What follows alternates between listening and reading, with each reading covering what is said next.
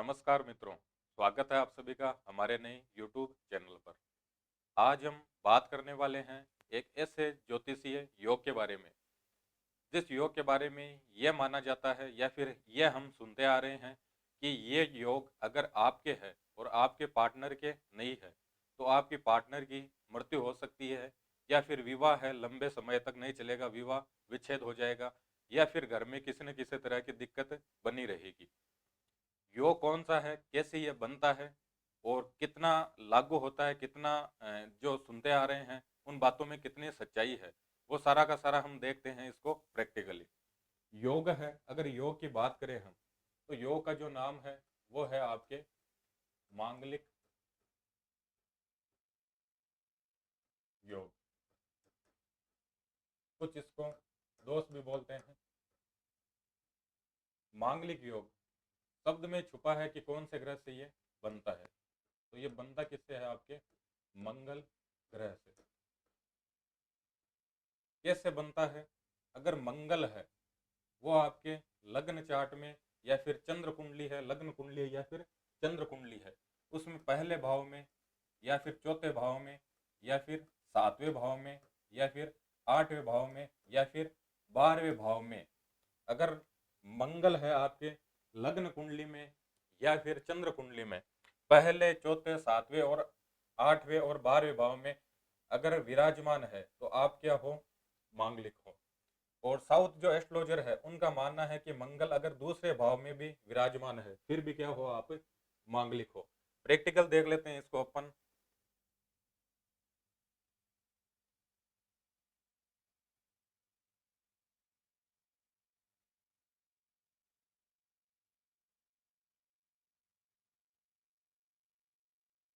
इस तरह की अपन कुंडली देखते हैं और इसमें कुछ नंबर दिए हुए होते हैं, जैसे 1, 2, 3, 4, 5, 6, 7, 8, 9, 10, 11 और 12। ये जो नंबर है ये अपने आप में ग्रह है। यहाँ से पहला घर स्टार्ट होता है, आगे वाला दूसरा है, उससे आगे वाला तीसरा, ये 1 से लेकर 12 तक काउंटिंग चलती है, या फिर 12 कुंडली के अंदर घर होते हैं। तो मंगल दोष है या फिर मांगलिक दोष है, कैसे बनता है?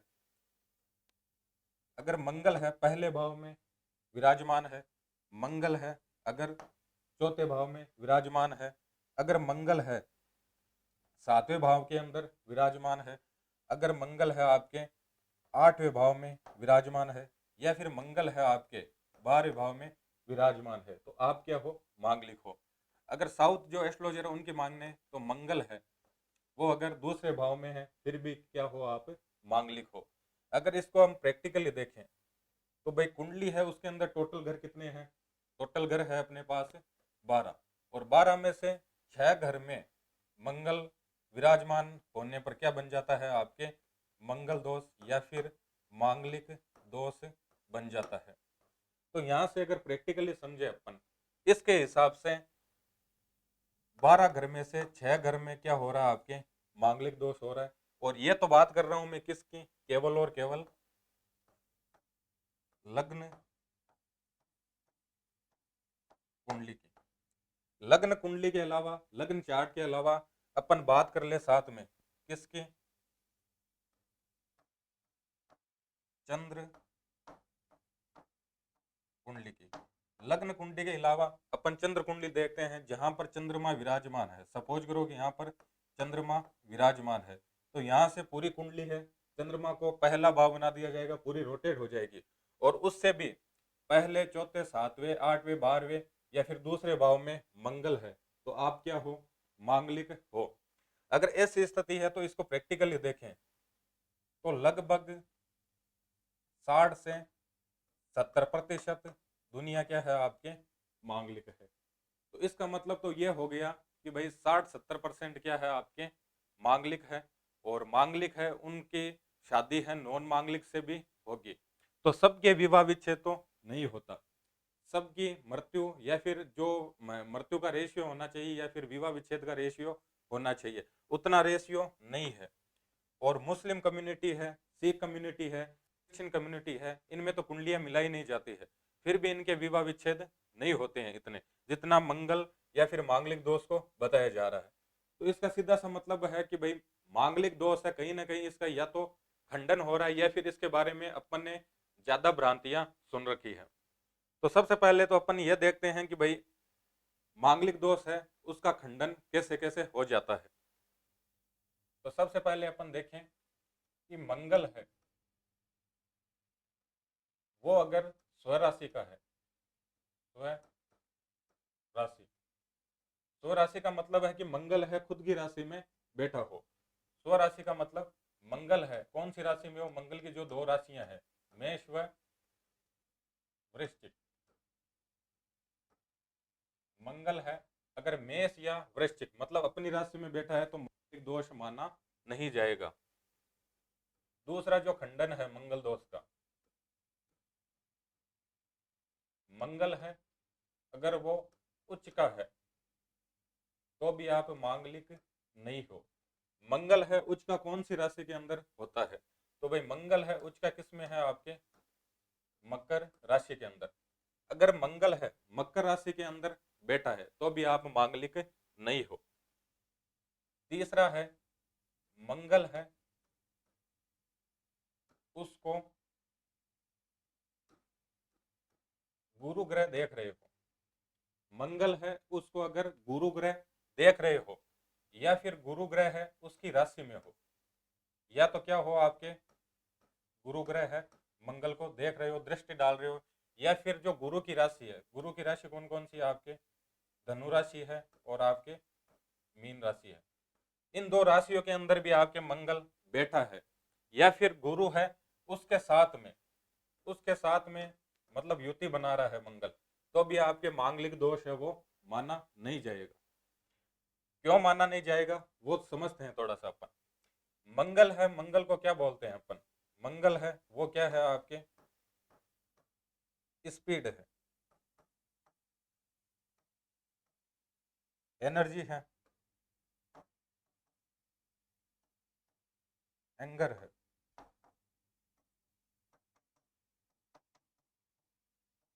डिसिप्लिन है। और अपनी भाषा में जो वैदिक ज्योतिष में कहा गया है मंगल क्या है आपके सेनापति है।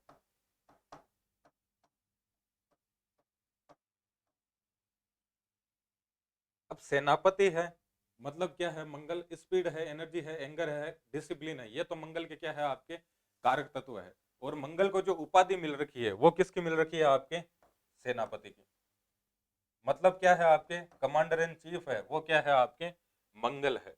भाई कोई भी सेनापति हो या फिर कोई भी सैनिक हो अगर वो गुरु के घर पे जाता है तो क्या होता है, वो उसकी एनर्जी है कंट्रोल में रहती है या फिर गुरु के घर में झुक जाता है। तो गुरु है अगर वो मंगल को देख ले तो भी मांगलिक दोष नहीं होगा, या फिर गुरु है मंगल के साथ में बैठे हैं या फिर मंगल है वो धनु राशि में या फिर मीन राशि में है तो भी मांगलिक दोष है उसका खंडन हो जाता है। चौथा अगर खंडन देखें अपन,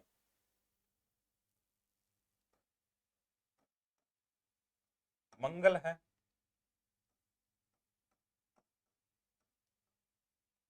वो चंद्रमा की राशि में बैठा है या फिर चंद्रमा है उसको देख रहा है। चंद्रमा की राशि है वो कौन सी है आपके कर्क राशि। अगर कर्क राशि में मंगल बैठा है या फिर चंद्रमा है उसके साथ में युति बना रहा है या फिर दृष्टि डाल रहा है तो भी आपके मांगलिक दोष है उसका क्या हो जाएगा आपके खंडन हो जाएगा। क्योंकि चंद्रमा है इसको किसकी संज्ञा मिल रखी है आपके माँ की संज्ञा मिल रखी है, और माँ के सामने हर सेनापति हर सैनिक है वो क्या है एनर्जी है अपनी कंट्रोल में लेके चलता है। तो मंगल है उसको अगर चंद्रमा देख रहा है या फिर उसके साथ में युति बना रहा है या फिर चंद्रमा की राशि के अंदर मंगल बैठा है तो भी मांगलिक दोष क्या हो जाएगा आपके उसका खंडन हो जाएगा। उसके बाद में मंगल को अगर शनि देख रहा है, मंगल है उसको अगर शनि है वो दृष्टि डाल रहा है तो भी मंगल दोष है मांगलिक दोष है इसका क्या हो जाएगा आपके खंडन हो जाएगा।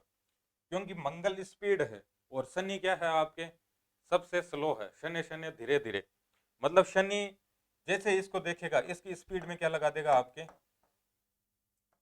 ब्रेक, तो इससे मंगल है यह दोष वापस क्या हो जाएगा आपके मांगलिक दोष है इसका खंडन हो जाएगा या फिर इसके जो प्रभाव है उसमें क्या आ जाएगी आपके कमी आ जाएगी।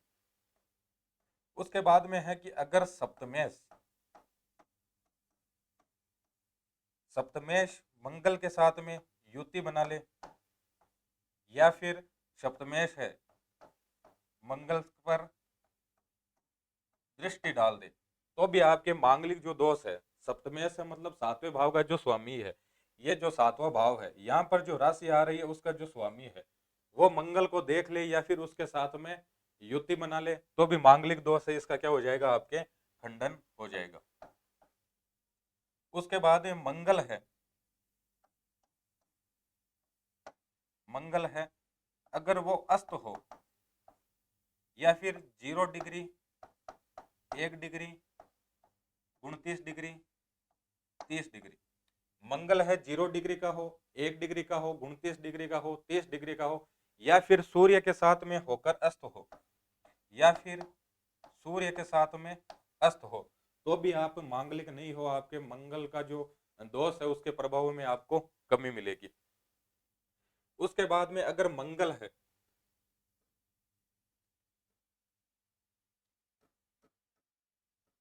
आपके जो गुण मिलान होते हैं उसमें अगर आपके 28 प्लस गुण मिल रहे हैं, तो भी आप मांगलिक नहीं हो, या फिर जो मांगलिक दोष है आपके माना नहीं जाएगा।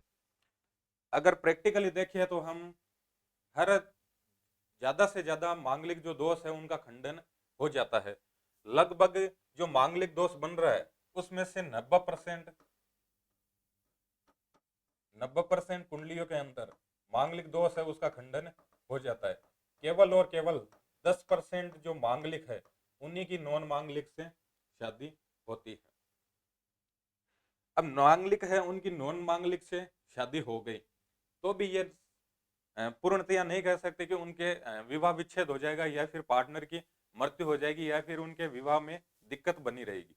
क्योंकि जो अगर मृत्यु हो रही है किसी भी व्यक्ति की, अगर मृत्यु हो रही है तो हो सकता है कि उनकी कुंडली में क्या हो, आपके अल्पायु के योग हो।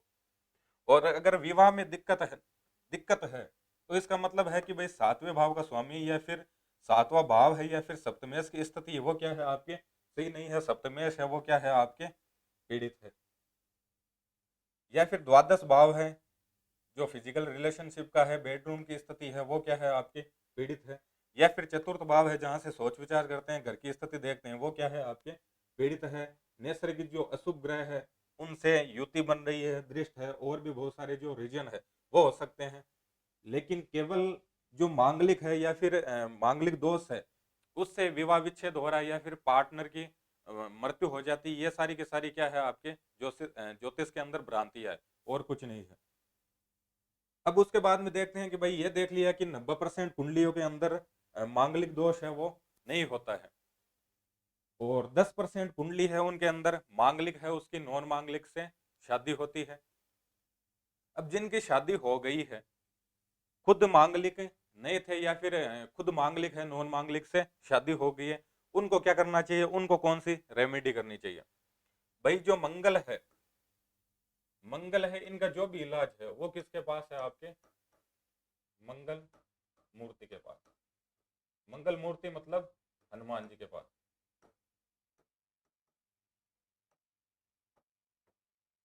मांगलिक है और उसकी नॉन मांगलिक से शादी हो गई है, तो आप हनुमान जी की ज्यादा से ज्यादा उपासना करें जो मांगलिक है, हनुमान चालीसा का पाठ करें, या फिर हनुमान जी के जो बीज मंत्र है उनका आप जप कर सकते हैं, या फिर हनुमान कवच है वो रेगुलर कर सकते हैं। अब लास्ट में देखते हैं कि भाई मांगलिक है, मांगलिक क्यों माना है और क्यों इसको दोष के रूप में माना गया है, और कौन से भावों में बैठने के कारण इसको मांगलिक दोष माना गया है। मंगल है, मंगल के अपन ने कारक तत्व देखे थे। मंगल क्या है, आपके स्पीड है, मंगल एनर्जी है, मंगल एंगर है, मंगल डिसिप्लिन है, मंगल सेनापति है। और सेनापति का जो काम है वो क्या काम है, आपके प्रोटेक्शन का। भाई सेनापति जहां पे देखता है, जहां पर रहता है, वहां पर सभी को क्या देता है, आपके प्रोटेक्शन है, देता है। अब मंगल है, सपोज करो कि पहले भाव के अंदर आपके विराजमान है, तो इसको मांगलिक दोष में क्यों लिया? मंगल जहां पर बैठ रहा है सबसे पहले वहां पर अपने कारक तत्वों की वृद्धि करेगा। अगर किसी के लग्न भाव में मंगल बैठ गया तो सबसे पहले उसका जो फिजिकल और मेंटली स्ट्रेंथ है उसमें क्या ला देगा, वो एंगर ला देगा। तो इसके कारण इसको मांगलिक दोष लिया, क्योंकि अगर किसी में एंगर है ज्यादा हुआ और सामने वाला जो पार्टनर है उसमें एंगर कम हुआ या फिर झेल नहीं पाया, तो उसके कारण क्या कर सकता है, ये आपकी दिक्कत कर सकता है। और जो मंगल की दृष्टि है, सातवीं दृष्टि है, वो पड़ रही है आपके पार्टनर वाले भाव पर, तो उसके कारण दिक्कत हो सकती है।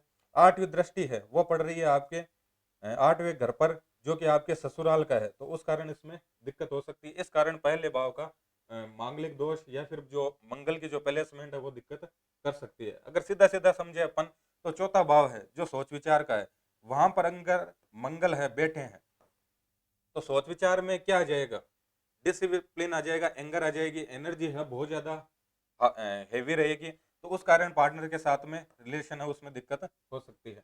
मंगल है अगर सातवें भाव में बैठ के पार्टनर के वाले भाव में बैठ गए, तो पार्टनरशिप है जो रिलेशन है उसमें क्या होगा, बहुत ज्यादा एंगर देखने को मिलेगा, तो उसके कारण दिक्कत हो सकती है। आठवां भाव है जो ससुराल का है, अगर वहां पर ज्यादा एंगर देखने को मिला तो वहां पर दिक्कत हो सकती है।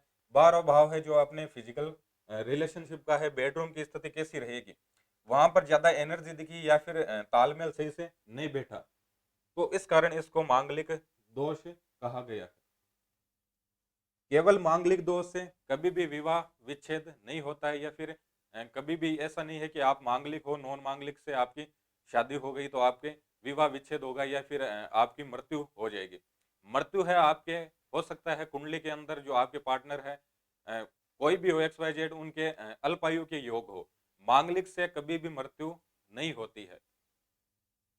मांगलिक है, अकेला मांगलिक कभी भी विवाह विच्छेद का कारण भी नहीं बन सकता है आपके। हो सकता है कि उनका सप्तमेश पीड़ित हो, द्वादश भाव है वो पीड़ित हो, या फिर कुछ ऐसे दुर्योग हो जिनके कारण आपका विवाह विच्छेद हो गया, या फिर विवाह के अंदर आपके दिक्कत चल रही है। केवल मांगलिक को हम इन सभी चीजों के लिए जिम्मेदार नहीं ठहरा सकते। धन्यवाद।